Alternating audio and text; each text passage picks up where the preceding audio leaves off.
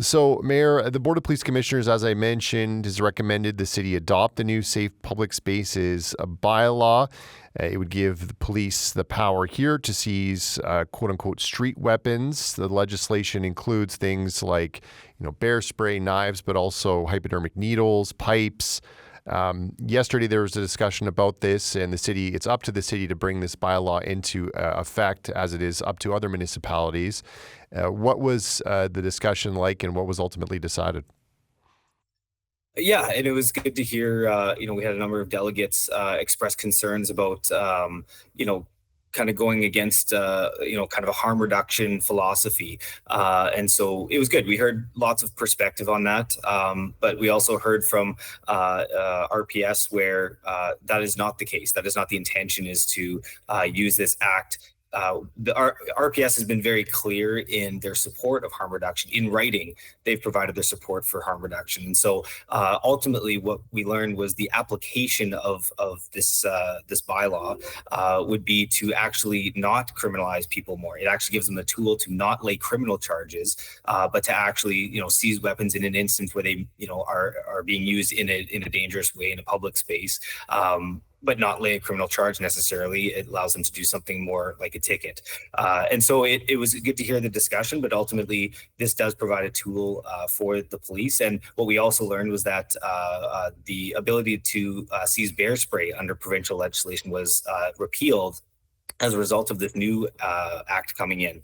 And so by opting in, it gives the police, or continues the police's ability to address bear spray, which is one of our highest incidents. You mentioned there were groups, and we had someone who talked to City Council last night on our show last week about concerns about this, further harming of vulnerable folks.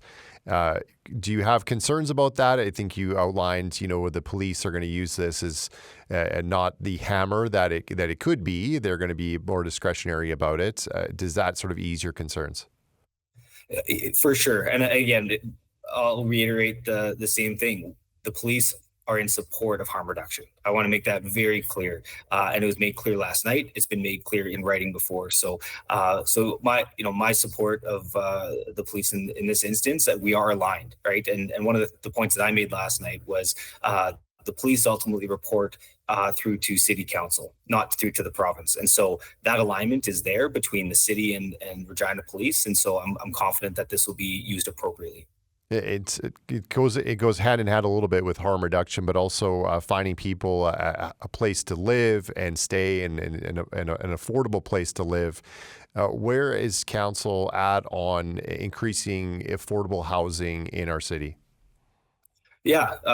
So one of the things that council approved recently was a new Nammering development, for example. So, a great opportunity for us to create more affordable housing in our community. And there was, very strong support for that development. And another example was last night we had the new RHI Rapid Housing Initiative with the North Central Community Association. And we approved that as well to help them get that building finished, where there's some challenges there. So, there's city council where we can is approving and moving forward on some of these initiatives to make sure we are moving forward on building and creating more affordable housing for people. Now, there's another bylaw that is under, I guess, a review. There's a survey out now to residents about potential changes to the animal bylaws. We spoke to a business owner yesterday who said the city should update its bylaws to be a bit more progressive. And we also had a few emails from listeners. So one saying that, one of their concerns was, dogs being off leash when they're around a neighborhood with their owner, not just a stray running around. What have you heard from residents on this, and what are maybe some of your thoughts on this review of the bylaws? Yeah, first and foremost, it's been a long time since we've reviewed our animal bylaw, and it is well overdue. And so it's great that we're going through this exercise. I think again, it's long overdue. I've been hearing loud and clear. I've met with some residents who have had some very, very severe incidents with dangerous dogs and animals. But I also, one statement that I have made, and I stand behind it, is that I don't believe banning dog breeds is an answer. That's my stance on that. I believe that it's holding owners responsible, and that's what I expect to see, and what I'll be in support of in the animal bylaw is, and the update that we're going to see in November, is to make sure that we have stronger wording and stronger legislation for us to hold owners accountable for their pets. One listener said that it's not always an issue with the bylaws; it's more of a lack of enforcement. Is that something that you think maybe needs to be looked at? I think first step is the bylaw. We've heard loud and clear from Regina Police, Animal Protective Services, that they do not have the tools currently to do the enforcement that they do see that would be helpful to keep the public safe. So I think the first step is to make sure that we get the bylaw strengthened, and then from there we can ensure that it's acted on appropriately. And Mayor, it wouldn't be a discussion with you without touching on some Rough Rider news. I know we've done that from time to time, but this one is a little bit different. The CFL, as you know, announced some changes. The Mosaic Stadium is a city building, Liable Field, some of these other stadiums that are used by community groups. What do you know, if anything? What have you heard about retrofitting let's start off with Mosaic Stadium in time for the 2027 season, and how that's going to be paid for? Yeah, it's not a lot. So it's early days. We're pretty early into it. We just heard the announcement at the same time that everybody else did. So we're going to be working with our partners. We'll be working with the Rough Riders to understand what that looks like. But ultimately, we'll have to kind of see what that looks like in terms of the retrofits and that, and do all the math on goalposts moving versus the field, moving and shrinking, and how that actually looks, as well as, is there any adjustments to the stands? So early days, those are all things that we have to look into and figure out. But you're right, it is a city facility, and so we're likely responsible to get that done. But I'm hopeful that we can, work in partnership with some agencies, including the Rough Riders, to make that happen.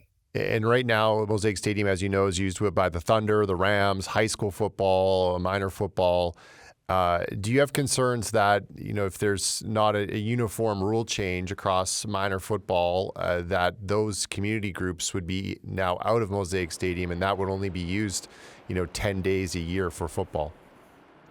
Yeah, it's something that's one of the first things that's come up, obviously, and so it's something we have to look at. I'm concerned just in the sense that I want to make sure that our youth have a place to play, and that they have the ability to play the sports that they love, and be successful in growing in their sports careers, if that's the path they're on. So we have a lot of work to do to kind of understand what this looks like. So again, early days, but it's definitely something that we will be digging into.